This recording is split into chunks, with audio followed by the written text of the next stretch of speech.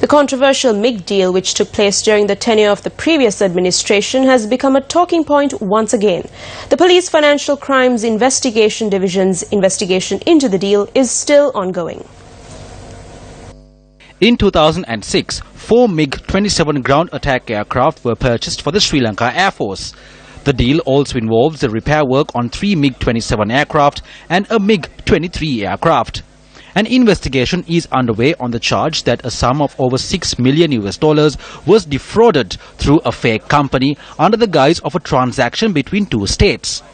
A letter addressed to then Defence Secretary Gotabaya Rajapaksa from Ukrainian state-owned enterprise Ukrenmash on the 6th of February 2006 indicates that the contract for the MiG deal was first offered to Gotabaya Rajapaksa.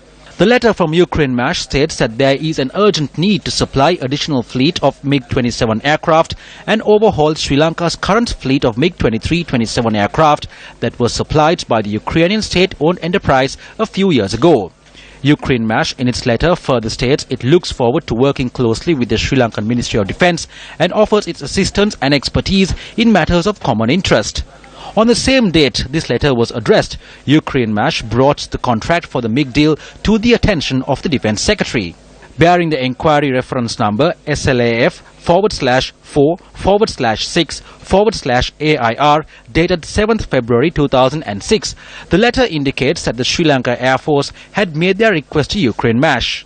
The fact that the Sri Lanka Air Force made a request on the 7th of February and that Ukrenmash made an offer to the Defence Secretary on the 6th of February is a key factor which draws suspicion. Ukrenmash had informed Defence Secretary Gotabaya Rajapaksa in its letter on the 6th of February that the financial payment for the contract should be made by a financier or a third party. However, there is no mention of a third party in the letter. Later, when the contract was signed, it was indicated that the financier for the contract was a UK-based company, Bellimisa Holdings. According to the contract agreement, the government of Sri Lanka has made a payment amounting to $14.6 million to Bellimisa Holdings. Although Bellimisa Holdings is suggested to be a UK-based company, investigations have revealed that its address and individuals are fake. This was first revealed in an article by slain editor of the Sunday Leader, Lasantha Wickrematunge, on the 29th of July 2007. The article further reveals that such a company does not exist at the stated address, adding that even the contact numbers mentioned are fake. Thereafter, Gotabaya Rajapaksa filed a case at the Mount Lavinia District Court against Lasantha Wickrematunge and the Sunday Leader. Weeks later, Lasantha Wickrematunge was assassinated before he could provide evidence to court. As investigations into this suspicious deal are still ongoing, the Police Financial Crimes Investigation Division awaits further advice from the Attorney General for future course of action.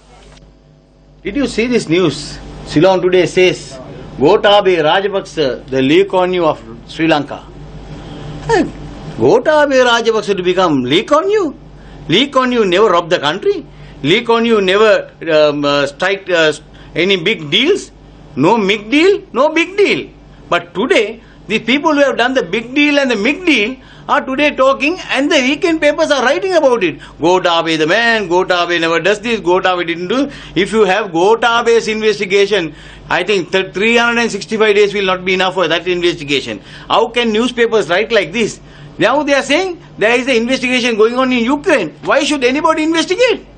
There is a MiG deal and a big deal. Let the Sri Lankan government who told the public that we are coming to have a good governance here.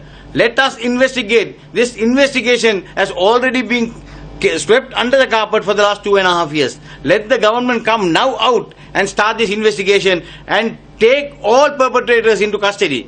Because of this only, His Excellency the President told the Prime Minister and the Cabinet, if you can't do this, please get out.